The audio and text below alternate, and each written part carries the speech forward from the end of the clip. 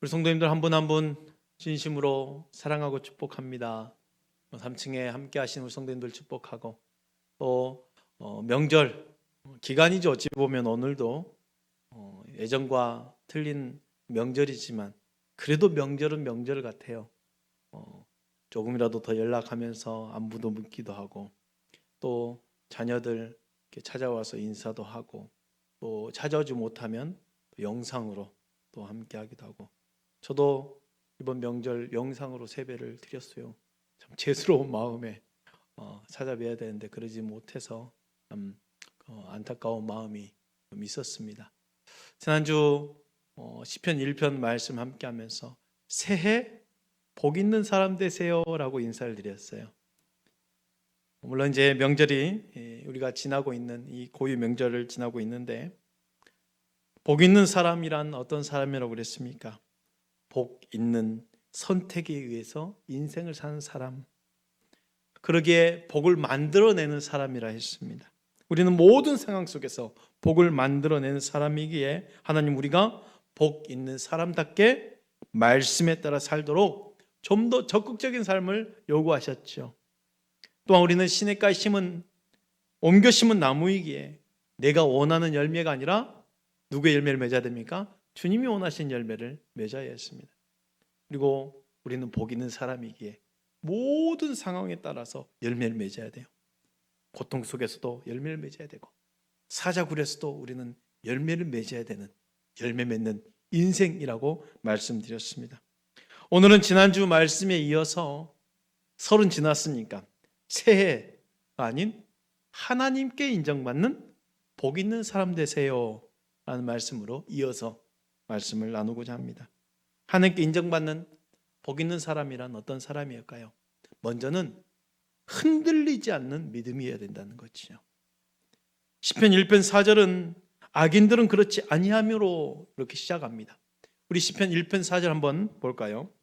악인들은 그렇지 아니하며 오직 바람에 나는 겨와 같도다. 악인의 삶이 무언가의 비교에 의해서 지금 바람에 날아다니는 겨와 같다 그랬어요.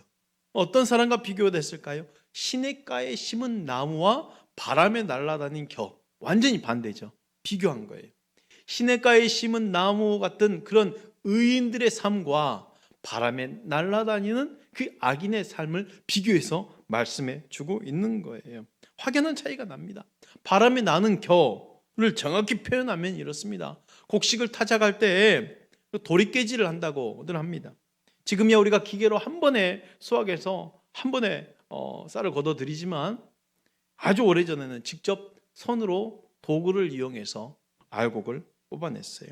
이스라엘도 우리나라 똑같은 방법으로 타작을 했던 것 같아요. 그래서 성경을 보면 타작마당이라는 단어가 종종 등장을 해요. 넓은 타작마당에 곡식의 이삭을 두드려서 타작을 하면 알갱이는 떨어지고 그리고 곡식의 껍질은 가벼워서 풀풀 날리죠. 풀풀 떠다니는 게 바로 바람에 날아다니는 겨라고 합니다. 이 겨를 어디에 쓰면 좋을까요? 가볍고 불이 잘 붙어서 불쏘시개로 쓰면 참 좋습니다. 이 겨를 히브리어 말로 모츠라고 한답니다. 그래서 이스라엘 농부들은 아무 쓸모없는 이 모츠, 즉 이 겨가 바람에 풀풀 날아다니고 모아놔도 다시 날아다니면 알곡으로 들어올 수 있어서 이 모츠를, 이 겨를 모아다가 어디로 던져버릴까요? 아궁이에 집어넣는 거예요. 이런 모습을 떠올리며 이런 말씀이 남겨졌던 거예요. 악인은 그렇지 아니하며 오직 바람에 나는 겨와 같도다. 악인의 모습이 이 겨처럼 힘없이 날아다니고 바람에 날려서 곧 사라져버리고 불에 파괴되어질 허무한 인생이라는 거예요. 이렇게 시냇가에 심은 나무와 바람에 나는 겨는 확연히 다른 차이가 난다는 거예요. 왜 악인은 바람에 나는 그 인생일까요? 정함이 없는 인생이니까 세상의 풍조에 요동치는 거예요. 늘 사람이나 환경의 요구에 흔들리는 인생이라는 겁니다. 복 있는 사람은 무게가 있어야 돼요. 여기가 좋다 해서 이리 가고 저기가 좋다 해서 저리 가고 이 사람 말에 흔들리고 저 사람 말에 흔들리고 이래서 힘들고 저래서 힘들고 누구 때문에 억울하고 누구 때문에 징징거리고 누구 때문에 핑계하는 것은 복 있는 사람이 아닙니다. 여전히 어린아이지요. 바람에 나는 겨와 같은 인생은 이렇게 날아다니는 인생이에요. 복 있는 사람은 깊은 바다처럼 요동치지 않고 흔들리지 않는 인생이어야 된다는 거예요. 시냇가에 심은 나무가 철을 따라 열매를 맺으며 라고 했어요. 한 나무가 열매 맺기 위해서 그냥 나왔겠습니까? 우리 신앙인들의 열매는 그냥 맺혀지는 것이 아니라 인내로 말미암아 맺어진 열매예요. 그래서 모든 환경 가운데 열매를 내야 되는 인생이기에 우리 신앙 자체가 인내로 맺어지는 열매인 거예요. 근데 악인은 바람에 나는 겨와 같다는 말은 심지가 견고하지 않다는 것이요, 인내하지 못하기에 결국은 뽑혀서 이리 날리고 저리 날리는 인생이라는 것이요, 영적 시각으로 본다면 자기 계획과 자기 삶의 기준대로 살기 때문에 자기 삶의 기준에 이게 맞고 저게 맞기에 이리저리 움직이는 거예요. 그러니까 바람에 부는 대로 날아다닐 수밖에 없습니다. 내가 하나님께 인정받는 복 있는 사람이라면 사랑하는 성도 여러분, 흔들리지 않는 말씀 안에 살아가시길 바랍니다. 그리스도인들은 오직 진리 안에서만이 요동치지 않는 거예요. 악인들의 삶은 바람에 나는 겨와 같다는 이유는 악인들이 똑똑하지 않아서가 아니에요. 세상 사람들이 얼마나 똑똑합니까? 저들은 시대에 따라, 환경에 따라, 조건에 따라 그 삶의 방향을 얼마든지 바꾸어 냅니다. 똑똑한 삶을 사는 거예요. 여기 좋은 게 있다면 휙 날아가고 저기 좋은 게 있다니까 휙 날아가고 기동성이 있고 빨리 움직이니까 얼마나 재빨리 움직입니까? 그런데요, 열매가 없습니다. 바람에 나는 겨는 절대로 열매를 맺지 못합니다. 우리 인생은요, 나 하나도 책임질 수 없는 존재임을 알아야 돼요. 우리는 결코 완전한 존재가 아닙니다. 내 생각, 내 감정을 믿으면 안 됩니다. 내 하고 싶은 대로 해서는 안 됩니다. 말씀이 기준이 되어서 꼭 주의 은혜의 생수가 흐르는 곳에 뿌리를 내려 흔들림 없이 살아가는 것이 곧 열매 맺는 인생임을 기억하시길 바랍니다.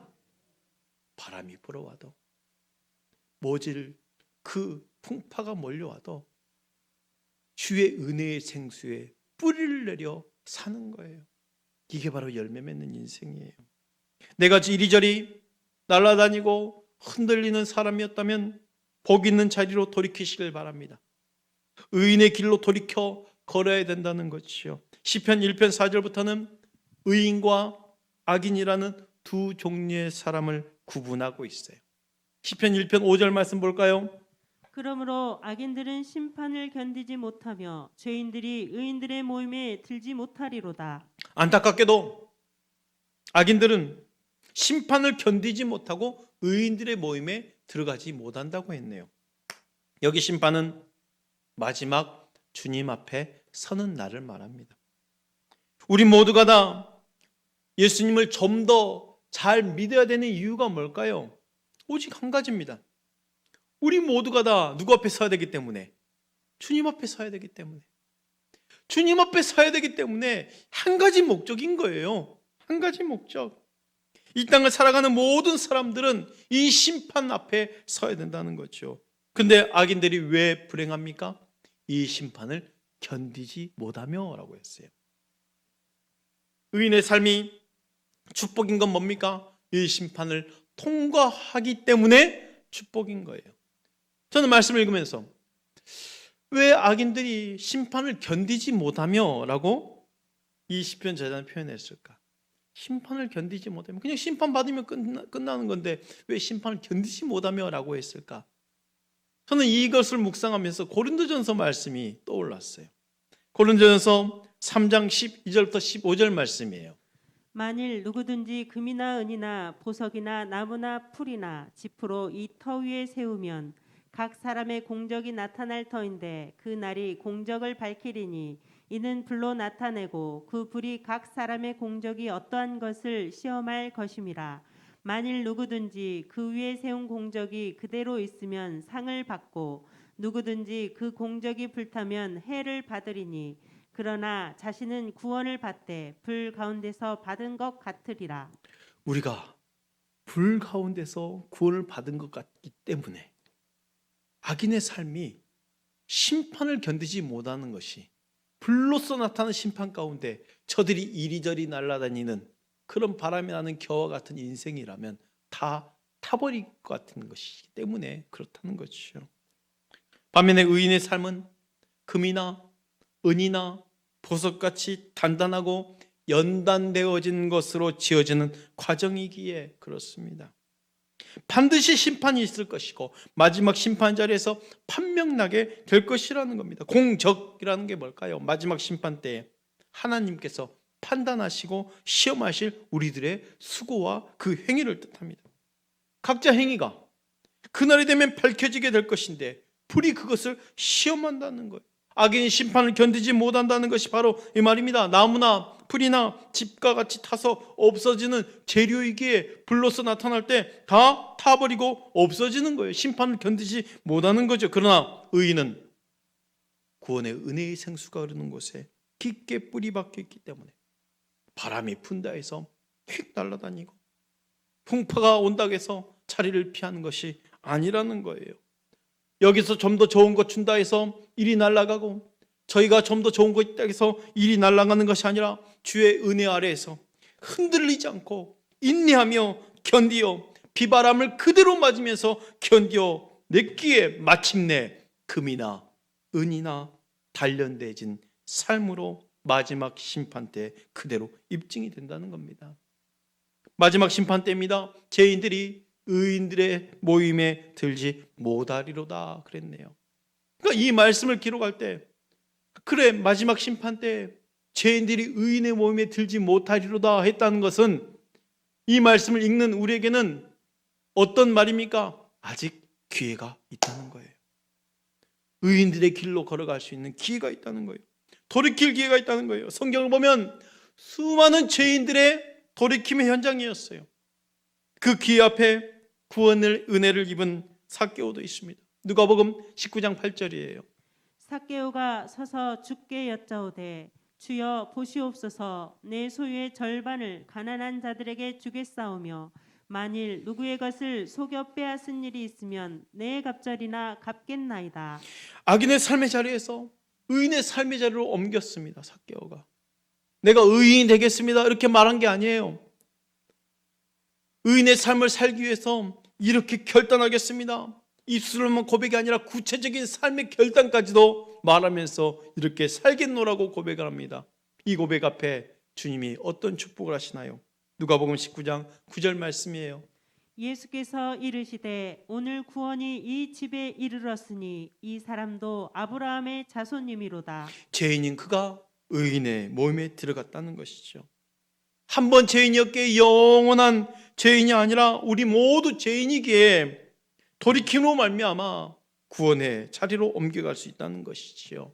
아직 돌이킬 기회가 있습니다. 또 한 사람을 볼까요? 십자가에 함께 달렸던 강도입니다. 누가복음 23장 42절 말씀. 이르되 예수여 당신의 나라에 임하실 때 나를 기억하소서 하니. 지금 십자가에 함께 달린 강도가 죽기 직전에 죽게 부탁한 구원의 은혜를 삼아오고 있어요. 죽기 직전입니다. 그때 주님이 어떻게 말씀하십니까? 43절입니다. 예수께서 이르시되 내가 진실로 내게 이르노니 오늘 내가 나와 함께 낙원에 있으리라 하시니라. 평생 죄인으로 살아왔던 강도도, 함께 못 박히며 죽어가는 이 강도도 그 순간 구원의 은혜를 입었습니다. 하나님은 우리에게 마지막 순간까지도 기회를 주시는 분이시라는 거예요. 돌이킬 수 있는 기회를 말이죠. 여기서 우리는 주님의 마음을 읽었으면 좋겠어요. 누가복음 19장 10절에 인자가 온 것은 잃어버린 자를 찾아 구원하려 함이니라 그랬어요. 우리는 의인으로 하면서 특권에 머물러 있어서는 안 됩니다. 의인이기에 반드시 우리는 의인의 길을 걷고 있지라고 생각하면 안 됩니다. 우리 믿음이 이리저리 흔들리고 있진 않았는지, 다른 사람 말에 조그만 그 행동과 말 앞에서 금방 상처받아서 이리 날아다니고 저리 날아다니고 있지는 않았는지 말입니다. 주님의 마음을 읽어서 복음의 기 앞에 깊게 뿌리 내릴 수 있도록 무장하시길 바랍니다. 사랑하는 성도 여러분, 그렇다면 내 삶의 결국은 누구에게 인정받는 것이어야 됩니까? 하나님께 인정받는 것이어야 돼요. 결국은 하나님께 인정받는 것이어야 돼요. 우리 삶의 결국입니다. 시편 1편 6절 말씀 볼까요?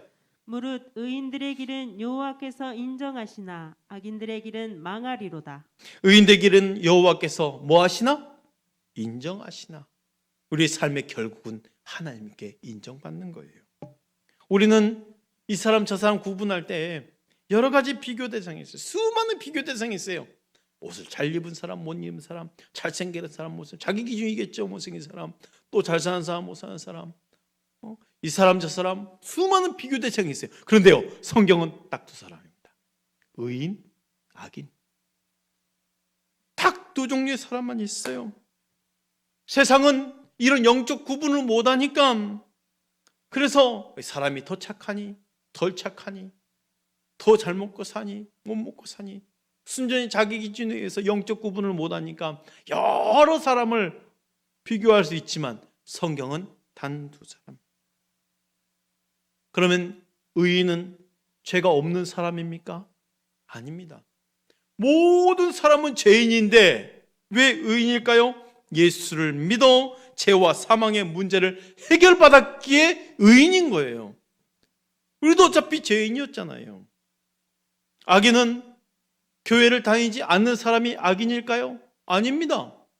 교회를 다니건 다니지 않건 간에 죄의 문제를 해결하지 못하면 악인인 거예요. 그래서 내가 의인이라 할지라도 내가 의인에게 무조건 의인의 길을 걷고 있구나라고 생각하면 큰 오산입니다. 악인의 길을 걸을 수도 있다니까요. 성경에 나오는 부자와 나사로 이야기 아시잖아요. 부자가 믿지 않았던 자가 아닙니다. 아브라함을 알고 있었어요. 천국과 지옥을 알고 있었어요. 그런데 제 문제를 해결하지 못했어요. 사랑하는 성도 여러분, 내 삶의 결국은 누구에게 인정받는 것? 하나님께 인정받는 것이어야 돼요. 마태복음 7장 21절부터 23절 볼까요? 나더러 주여 주여 하는 자마다 다 천국에 들어갈 것이 아니요 다만 하늘에 계신 내 아버지의 뜻대로 행하는 자라야 들어가리라. 그날에 많은 사람이 나더러 이르되 주여 주여 우리가 주의 이름으로 선지자 노릇하며 주의 이름으로 귀신을 쫓아내며 주의 이름으로 많은 권능을 행하지 아니하였나이까 하리니 그때 내가 그들에게 밝히 말하되 내가 너희를 도무지 알지 못하니 불법을 행하는 자들아 내게서 떠나가라 하리라. 주여 주여 하는 자마다 그랬어요. 믿지 않는 자가 아니었어요. 그러니까 우리가 어떻게 생각해야 됩니까? 의인이어도 악인의 길을 걸을 수 있다는 것을 인정하면서 살아야 된다는 거예요. 그럼 나 자신의 행실과 나의 모습을 돌아보면서 살아야 된다는 것이죠. 시편 말씀을 보더라도 성경은 의인과 악인 두 종류의 사람이 있기에 두 종류의 길이 있다고도 말합니다. 의인의 길과 악인의 길입니다. 이렇게 두 종류의 길이 있다면 지금 우리 성도님들은 어떤 길을 걷고 계시나요? 저는 지금 여러분에게 의인입니까? 악인입니까? 라고 물어보는 것이 아니라 의인의 길을 걷고 있습니까? 악인의 길을 걷고 있습니까? 라고 물어봤어요. 의인이기에 의인의 길을 걸어야 함에도 악인의 길을 걸을 수 있다는 것이죠. 그래서 우리가 걷는 길에는 방향이 중요한 거예요. 부활하신 주님이 옆에 동행하고 있음에도 불구하고 주님인지도 모르고 바로 엠마오를 향해서 걸어간 제자들이 있었어요. 엠마오가 어떤 뜻일까요? 모르고 걷는 길이란 뜻이에요. 모르는 길입니다. 그러니까 주님과 동행해도 지금 모르는 길을 가고 있어요. 어찌 보면은 우리가 주님과 동행하면서도 사람들의 우리의 삶의 길을 모르는 길일 수도 있다는 것이죠. 무언가 열심히 살아가는 것 같지만 영적 접근을 해보니까 방향이 잘못됐다는 것이요. 내일 일도 모르는 인생 아니겠습니까? 100년도 살지 못한 인생들이 주님을 외면하고 분명한 길이 있겠습니까? 그 모르는 길을 가고 있는 제자들에게 부활하신 주님이 찾아오신 거예요. 주님이 아닌 것처럼 찾아오신 예수님이 말씀으로 저들 가슴을 뜨겁게 만들어 주셨어요. 결국 저들이 깨닫고 엠마오로 향하는 길을 방향을 돌려서 엠마오를 등에 지고 다시 어디로 갑니까? 예루살렘을 향해서 가요. 주님이 길이요 길인 것을 깨닫고 예루살렘을 향해서 다시 방향을 바꾸었어요. 여러분 어떤 길을 걷고 있습니까? 우리 신앙은 방향을 잡고 걷는 길이에요. 6절에서 말씀하고 있는 의인의 길, 구원받은 사람으로서 거듭난 사람으로서 가는 길입니다. 영생의 길입니다. 하늘을 소망 삼고 살아가는 길입니다. 삶의 방식이, 삶의 목적이, 삶의 자세가 의인으로서의 삶으로 정리된 길입니다. 반면 악인의 길은 이들이 하나님을 전혀 개선하지 않고 하나님이 없는 것처럼 사는 길이 바로 악인의 길이에요. 그 삶의 목적이 철저하게 자기 자신입니다. 떡을 위해 사는 자들입니다.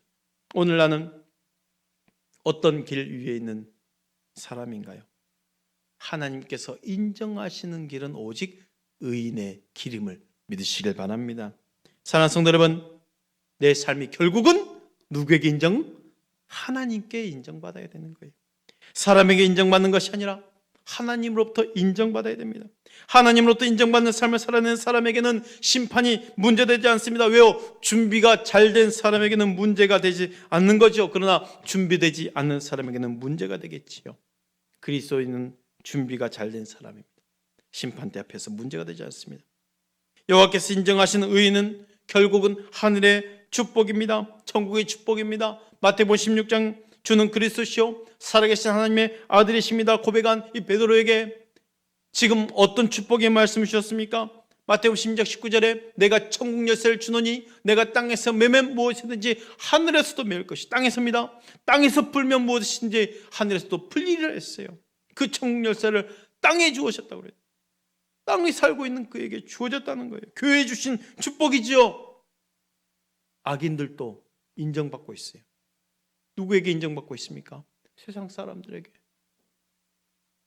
그런데 악인의 결국은 어떻습니까? 망하리로 답니다.